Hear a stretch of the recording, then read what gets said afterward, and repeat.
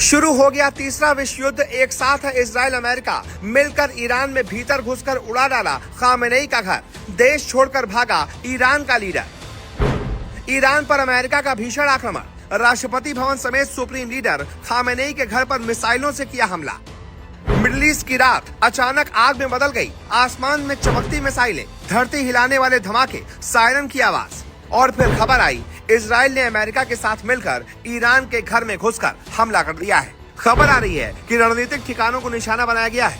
राष्ट्रपति भवन के आसपास धमाके हुए हैं और चर्चा ये है कि सुप्रीम लीडर अली खामेनेई के परिसरों को भी टारगेट पर किया गया है। क्या ये सिर्फ जवाबी कार्रवाई है या इतिहास का नया अध्याय शुरू हो चुका है?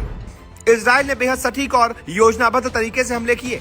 ये कोई सामान्य बॉर्डर स्ट्राइक नहीं थी, ये ऑपरेशन गहराई तक था।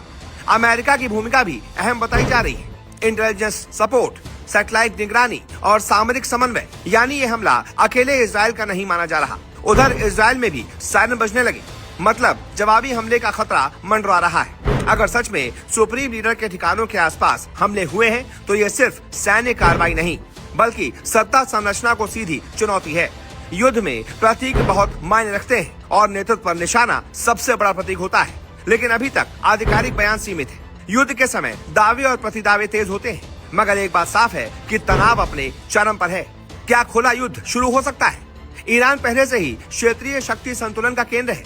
लेबनान में हिजबुल्लाह, गाजा में संघर्ष, सीरिया में गतिविधियां, और अगर ईरान सीधा जवाब देता है तो पूरा पश्चिम एशिया ज्वालामुखी बन सकता है। तेल आपूर्ति रुक सकती है।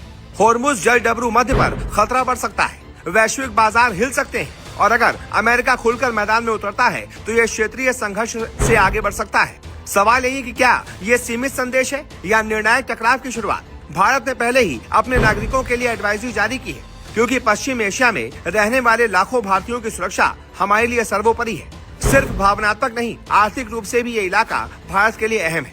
तेल आयात, व्यापार, समुद्री मार्ग, अगर हालात बिगड़ते हैं तो असर सीधे भारतीय बाजार पर पड़ेगा।